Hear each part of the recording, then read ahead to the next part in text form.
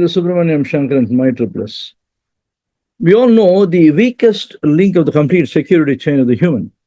Okay, so irrespective of whether how strong your technical controls are and how many layers of technical controls you have with the utmost configuration, the information leak could also happen because of the human resources.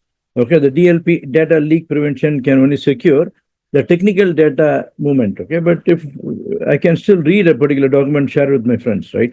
So the human layer is the most vulnerable layer that you're going to have in any organization. Okay, be it for information security, be it for any reason.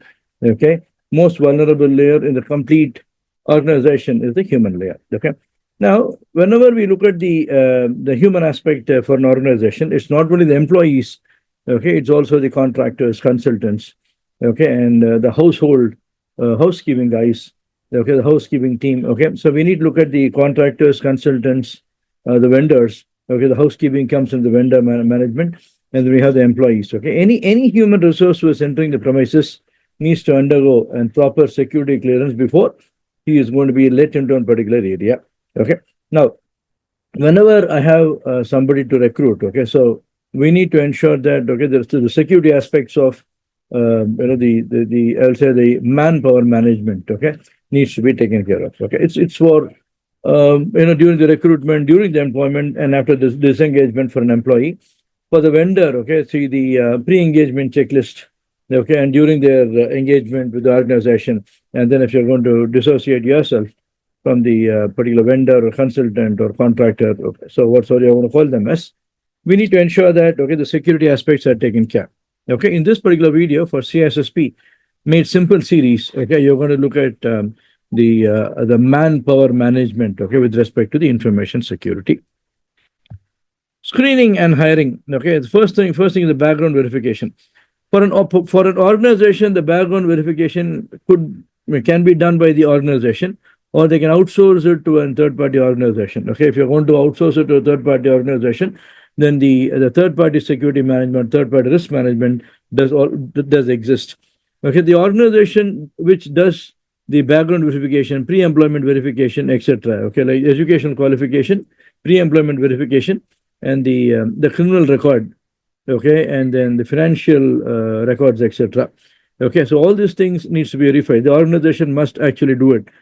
Okay, now let me also tell you something. Okay, the compromise the integrity compromise can also happen with the third-party organization or with our own organization. Okay, so we need to have proper administrative controls in place to ensure that this the integrity problem does not happen. Okay, I can still, without doing a background verification, I can still give you a certificate. Let me tell you something. If you want to apply for the trade license in Dubai and you want to apply for your visa, okay, depending upon what role you're going to hold in the organization, your degree certificate is something that is required. Okay, and the UAE government insists that your degree certificate must be attested by the Ministry of Affairs. Okay, so we need to have the attestation. There are a lot of organizations that does the attestation. If your degree certificate is not attested, it is not taken as a genuine one. Okay, so authenticity of the degree certificate or education qualification, okay, is attested by the Ministry of Affairs. Okay, so that's number one. Okay, for the pre-employment checklist, okay, pre-employment screening, the organization should speak to all the previous organization to see whether you have been really working there, genuinity. Okay, and the local police station look at the criminal records, and your banking account statement to look at the financial transactions, etc. But again, the financial transactions are not something which is done by all the organization on all the cases. Okay, there are exceptions here and there. Okay, so irrespective whether you are having a vendor or a consultant or anybody who is not an employee of the organization entering your organization, the screening needs to be done. Okay, if it's going to be a vendor or a consultant or third party company, you'll always ensure that the third-party company has got the procedure to have done this. Okay, only then you'll accept it. Otherwise, no. It doesn't mean that only the employees will be undergoing all the screening, but not the contractors, right now. Because it's not only the employees who's going to launch an insider attack. Right? It could be a consultant or third-party employee who's going to sit on your contractors or going to sit in your office premises. Okay, having access to your network, IT infrastructure. Okay, so education, certification, pre-employment, okay, the financial records and police records, all these things needs to be checked, verified before the employee or before the human resource is going to be sitting within the organization. Okay, going to sit within the organization.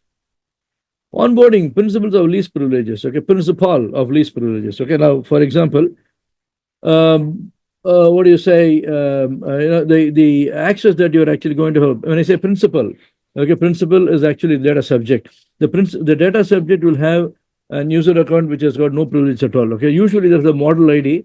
The model ID is replicated to form the account user account for the employee.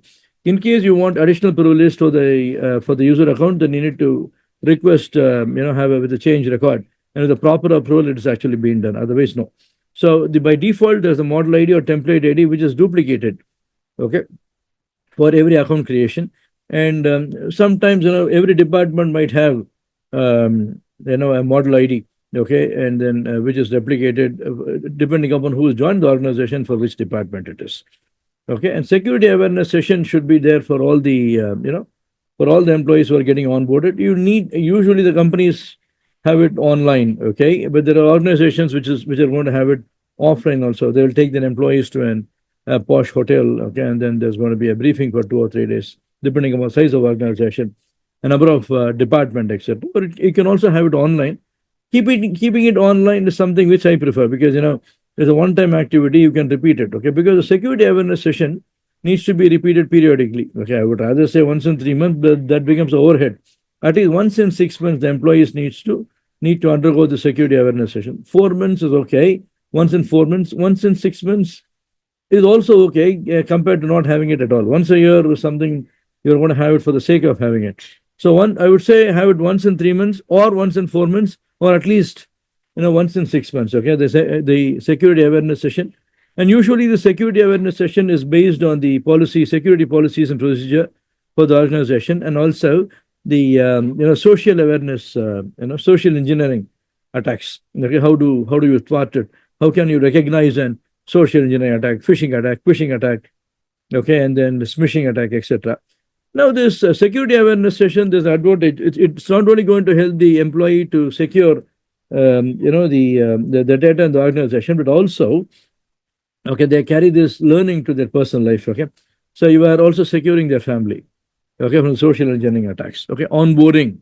Okay, principle of least privilege. Data subject should not be given an access more than what is required. Okay, you will have a template model ID or template ID. You will duplicate it to actually create it. Any further special privileges that you need to allocate to that ID, then there should be within change record, which is approved on the change advisory board, etc. Or at least a service request which requires a vertical approval. Employee termination. Okay, the employee termination is something that could happen because of the performance issue, or because of the acquisition, or because of many of the reason. Okay, if the employee has not been performing very well, okay, so you'll warn him. There's something, the progressive discipline for termination. Why this is in place? Because if the employee is terminated, okay, in a way that is not legal, or in a way that is not going to give any peace of mind to the employee, he is going to be a disgruntled employee who might launch an attack, okay, on the organization at any later point of time. Especially even if he's going to be an IT from the IT department, okay, and he knows what the privilege account is, okay, the password of the privilege account is, or mail administrator, or an antivirus administrator. So they become disgruntled employee, and they can launch an attack on the organization, okay, if the organization is not taking care of the termination process in a very proper way. Okay, disable the technical IDs and disable the physical authentication, identification mechanism. Okay, it is usually done on the last day, but there are organizations that does it 1 or 2 days prior, because don't give an opportunity for the employee to do something on the last day. He can schedule a job to shut down the system, okay, which would happen on the last day. Okay, now if it's 2 days prior to his the date of termination, date of disengagement, you're going to disable his technical accounts. Okay, even if he's going to schedule a job to take down the system, okay, the IT department will not give a clearance. Okay, they'll give a clearance only if they're going to ensure that there is no harm because of this gentleman who is going to get disengaged in the organization. Okay, so the handling of the employee termination is a very, very crucial step. Okay, onboarding has got a lot of vulnerability, and termination has also got a lot of vulnerability. We should be handling it properly.